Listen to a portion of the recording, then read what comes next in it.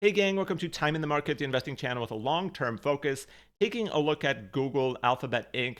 These guys are up 13.9% year to date, and yet I've seen a lot of posts on the internet that say this is the greatest deal in the stock market right now. Let's take a look as to whether or not that's the case. I think this is a bit misleading because they did have really good earnings in April, really good earnings in July, and they've been down a bit since then. However, again, this is a stock you could have bought in the 130s just less than a year ago, in the 120s maybe a year or so ago. I was buying the stock in the 120s. This is my fifth largest position. My cost basis is somewhere in that low 120 range, and I would love to build it out if it falls a bit more, but I just don't feel like it's such an amazing deal right now, or at least not as amazing a deal that some people make it out to be. If you compare it against Apple or Microsoft or Nvidia or maybe Meta even, yes, it looks like a pretty decent deal on a PE basis, on a free cash flow basis, etc. But from a historical norms basis, Google is kind of trading in range of where it's traded in the past couple of years. So I just don't see how it's suddenly such an amazing deal.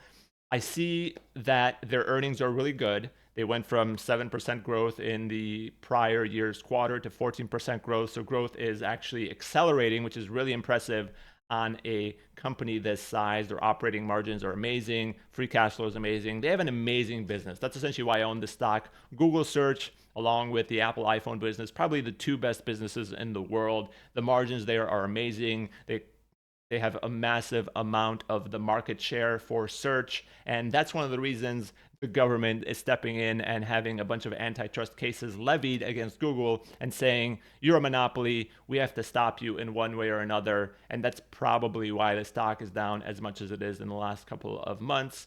The government basically said, yes, search is a monopoly. We got to figure out ways to punish you for that. And the question becomes, what does that mean for Google? Because Google search, google.com, is their biggest business line. It is 50% plus of their revenue, 50% plus of their operating income. They have 90% of the global search market. And the reason they have that, according to the government, is that they engage in anti-competitive measures to control that market share. And a couple of ways they do that. One, they own the Google Chrome browser, which defaults to google.com, and the Google Chrome browser has a majority market share in the United States. I don't know what its market share worldwide is, so if you do know, let me know in the comments down below. But certainly, if you have the majority market share of a browser that defaults to Google, you're probably going to do well on the search side. They pay Apple and Firefox a bunch of money to be the default search engine for those two. That is a big market share gain right there as well. They own the Android operating system, which is one of the other big operating systems along with iOS. And guess what? They default to Google Chrome there. So a lot of the defaults on any browser you're using basically go to Google, and it makes it difficult for anybody else to compete. One of the reasons for that, though, is a lot of the other search engines kind of suck. Google is the best one, in my opinion. That's why I own the stock. So that's one of the problems. However, the government could come in and say, well, I think the fact that you're paying all of these other companies all of this money to have you default, to have you be the default search engine is not competitive. You have to stop that. Well, I'm assuming they wouldn't allow like Microsoft with Bing to come in and say, well, we'll just allow Bing to do that. But maybe the solution will be you just can't do that at all anymore. We'll make that illegal. And that actually, I think, benefits Google, in my opinion, because basically they don't have to pay Apple a bunch of money. And if Apple has to say, when you log onto your Apple account, you now have to pick a default search engine, I think most people are still going to default to Google because consumer behaviors can be difficult to change. And I think most people are used to just using Google, and they will continue to use Google if they're allowed to make that choice. Secondly, I guess another thing they could do is they could force them to spin off a couple of these businesses. When you look at the antitrust suit against search, they could say, well, you have to spin off Chrome. You can't own the browser that defaults to the biggest search engine, own the biggest browser that defaults to the biggest search engine. Maybe they'll have to spin off Android, and that would be difficult to do because Android is would be hard to exist as its own company, but maybe that'll be another solution. Or the solution will be that, hey, Android can't default to Google Chrome and you have to spin off Google Chrome, and then Google Chrome has to figure out their own thing. But I think Google Chrome would have a hard time existing on its own because I'm not sure it's making that much money on its own without being a conduit to drive users into the Google search area. And that's why Firefox takes a bunch of money from Google to make it the default search engine so they could exist, because Firefox doesn't really make a lot of money. It's a non-for-profit. That's kind of the way these things work. And then I guess another thing it would be that, hey, the second lawsuit that's out there on an antitrust basis is the Google Network lawsuit, the Google Ad Manager side of things, the ad tech business that they have. Basically, they're both the buyer and the seller in that area, and the government feels like that could be anti-competitive. And potentially this whole area of the business, Google Network, which is actually shrinking, but it does provide some operating income, could be spun off as well. Or they could be forced to pay a fine and then maybe do certain things here and there that would minimally, in fact, impact their business. So that last thing would be the least impactful. The first couple of things would be the most impactful. Is that a huge negative, and should investors be worried? As in, am I worried as an investor? A little bit. And I think that's why this whole assumption that this growth is going to continue forever worries me a bit, because if they are forced to spin off Chrome, if they are forced to spin off Android, or if they are forced to no longer pay for good placement on the default search engine side, that could impact a big part of their business. Don't think it's going to be a huge impact, but any negative impact on the business that's producing the majority of their money means that less money could go to the bottom line, and more importantly, less money could go into these other businesses that are basically being funded by search. For example, YouTube and YouTube ads, very awesome business, one of the biggest, if not the biggest, streaming services in the United States, potentially the world. Yes, bigger than Netflix, but that's because it's free in terms of streaming hours. Awesome business, but it's not necessarily like super profitable right now. It's profitable, but it's not super profitable. On top of that, it's probably subsidized a bit by search in terms of the growth it needs. It's probably subsidized a bit by cloud in terms of getting better deals than they would on the open market. And I think people always say that, hey, Google as an entity that's combined would be worth more if it's spun off. I'm not really sure that's the case, because a lot of these entities work together. They're embedded together. Google Cloud probably provides the cloud services for a lot of these other Google products at maybe market cost or below, and that makes those other products a bit more profitable. Maybe that's not the case. We don't really see the internal runnings, but I'm not so sure that a lot of these things would work so well. On top of that, if Google Cloud was on its own, it would have to invest in itself and show a lot less profitability, because right now, all of the capex that's being driven into AI, that's being driven into cloud, is coming from Google search. And if that business is impacted negatively, that could certainly slow down the growth potential of all of these other services. Now, speaking of cloud, that's another thing that Google has going for it. As an investor in Google, I'm really happy with what's going on with cloud, growing at nearly 30% in the last quarter. This is becoming a bigger and bigger player in the cloud space. They're doing a good job on the generative AI side, designing chips internally, not necessarily making them. I'm sure TSMC is building those. But end of the day, cloud is growing at a good clip and becoming a bigger and bigger player. They're doing a good job on the generative AI space. Speaking of generative AI, that's another thing to consider when you're looking at their search business and how dominant it is. The whole dominance of search is based on consumer behaviors not changing and continuing as they are. People go to the internet and search for a certain thing. That's how they access the internet a lot of the times. If they want to search for something, they probably do it through the default browser or through Google a lot of the times, or maybe even through YouTube.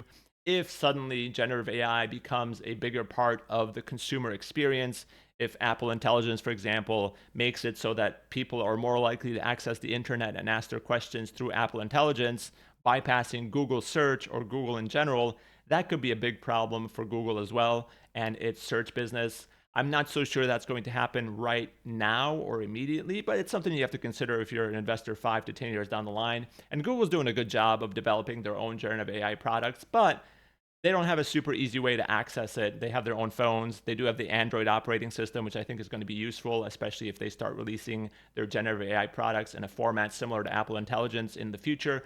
But right now, Apple Intelligence is a threat, but it's the same threat that Siri was. It's the same threat that Alexa was. And there's always something on the horizon when it comes to Google where investors are like, well, Google and Google search are going down the drain. And that's why this stock is often undervalued in relation to its peers, in relation to the cash it generates, because there's always something on the horizon. And yet, that something on the horizon hasn't changed consumer behaviors yet. So you have to wonder if that's going to happen anytime soon, or if it's just investors being worried for nothing and this is a business that's going to continue running smoothly. into the future. So the answer to the question as to whether or not it's undervalued comes from two perspectives. One, you have to look at the actual valuation. When you look at the actual valuation, it does look, 19x normalized PE ratio looks decent in relation to, let's say, Apple or Microsoft, especially when you consider Apple has probably like a 30x multiple and it's growing in the low single digits, and Google has a 20x multiple and is growing in the teens. But is it low in relation to its historical norms? Well, if you sort of consider the 2021 boom, yes, it's low in relation to that. But in the last couple of years, Google has kind of traded in that like 18 to 22 range, 23 range. So being in the 19.6 range, is it cheap? Kind of, but it's not like outrageously cheap. It's not the greatest deal you've ever been able to have on Google. I mean, in the last 1 year and a half, you've been able to buy at this price like 10 times. So why is it suddenly this amazing deal, especially when you've got the overhang of any possible governmental action that is going to be there ahead of you? If we look at it on a free cash flow basis, it gets even less attractive. You look at it today, trading at a 4.3% free cash flow base yield on a next 12-month basis. That's kind of around the mean. It's been as high as 6.7% a couple of years ago. And basically, that's due to the fact that they're investing heavily in capex right now, so their free cash flow is lower than it's historically been because of the increases in capex. But I think that's just going to be the norm for the next couple of years, if not decades, because Google is investing a lot in AI. That's not going to change anytime soon. It's not going to be a one-year cycle where, hey, we've invested in AI, we're good to go. It's always going to be train, retrain, train, retrain, build new chips, buy new chips, design new chips, build new chips, buy new chips. That trend is going to continue. On top of that, if you look at AWS and the investments they were making in their cloud business when they were growing, the capex expenditures to grow cloud are huge. And the capex generally precedes growth, and they're investing a ton in capex right now. The AI stuff isn't just going to LLMs that people are going to use, it's going to LLMs that governments are going to use, that entities are going to use, that enterprise customers are going to use. And that's where the big business is going to come in. And a lot of that is going into their cloud offerings.